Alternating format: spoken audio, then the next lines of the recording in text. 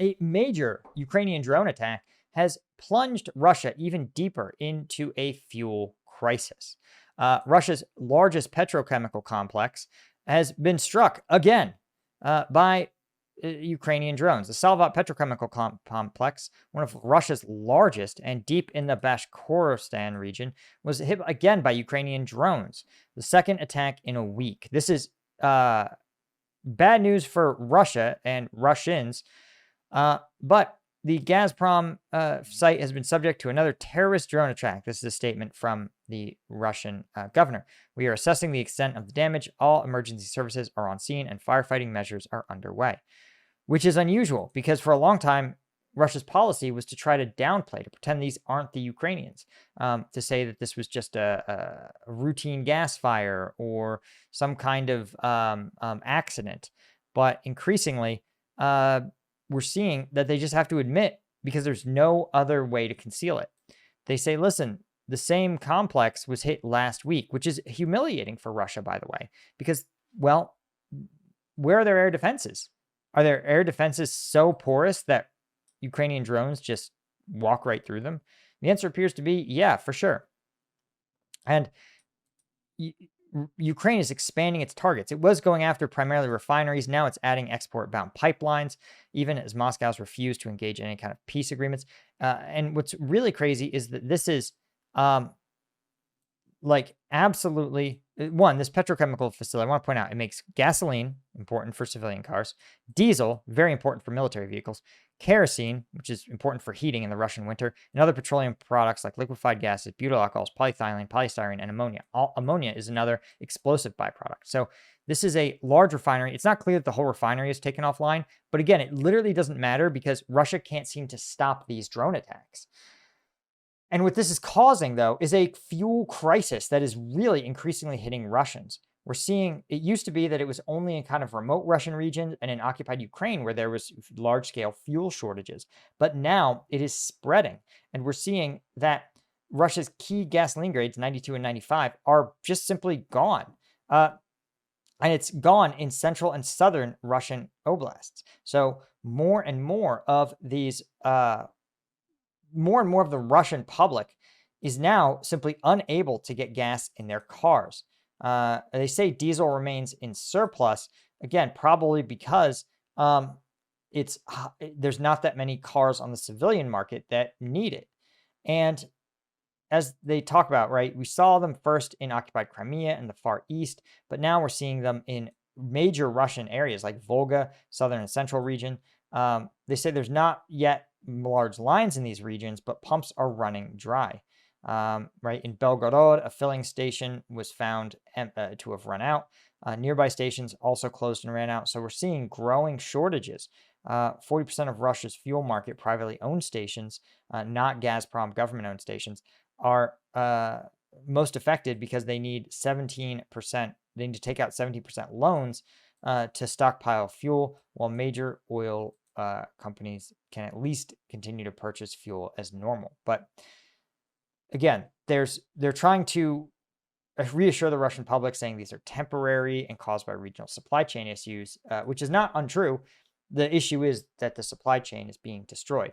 And this is increasingly against the backdrop of a Russian economy that's already faltering. It's already fighting with high inflation, growing unemployment, a increasingly unstable fiscal deficit.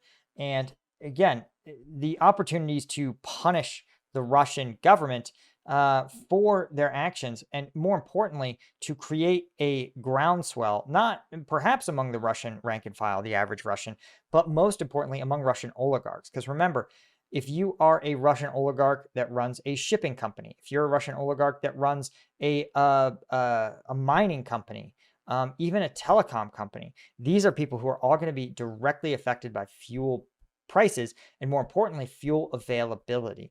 And so if there isn't fuel to pay your drivers or to put gas in your cars, then you're not going to have drivers. Goods aren't going to make it in time. Again, if you're a grocery store, you need those trucks to roll. And if you run any kind of company, you need your employees to be able to get to work. And if those things start to break down, then what you're going to have is an economy that starts to seize up, literally. People physically can't get to work. Jobs literally can't physically be performed. And, as we've talked about, right, this is not it's not going to happen next week.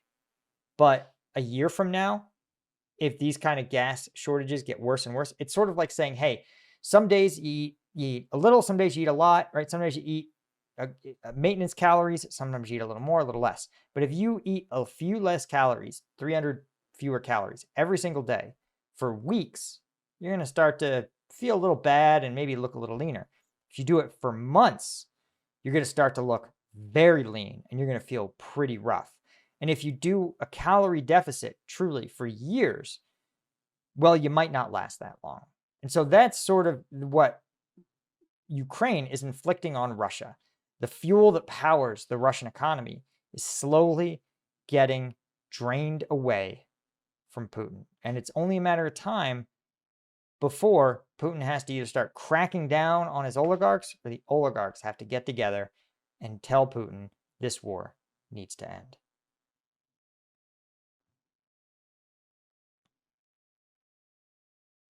Do you guys want to help out Ukraine's elite units fighting every day on the front lines? Well, with Ukraine Aid Ops, we are doing a massive fundraiser for the units fighting out of Kramatorsk. These are some of Ukraine's best units I personally met, like the 93rd, the 82nd, Liu, and Azov. So if you want to help out these units and, well, make a tax-deductible donation, you can click the link in the description and donate to Ukraine Aid Ops Fortress Kramatorsk fundraiser. Best of all, an anonymous donor has pledged a dollar-for-dollar match. So for every dollar you raise, they will match a dollar too. And a huge thank you to folks like James Banis, Danielij, someone in Ukrainian, Jeffrey Bugat, Adam, all these guys stepping up in huge ways. Jackson Legg, shout out to Paul for shouting out this campaign. Thank you, Paul. Those are Ukraine Aid Ops.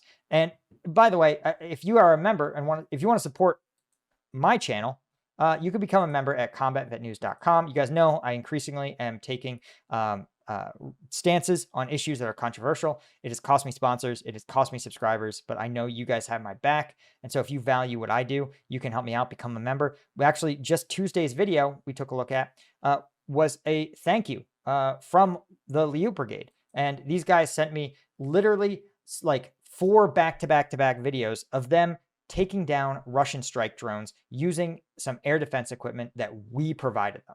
And they said, this is the real deal. And you guys, thank you so much for doing it. So I'm passing off the message from him to you guys. A huge thank you to our Colonel tier members at Combat Vet News. Guys like Sergei Zinchenko, Alan Knudsen, and Alfred Chesky, as well as all of our Lieutenant tier members. Thank you guys. I'll see you. Cheers.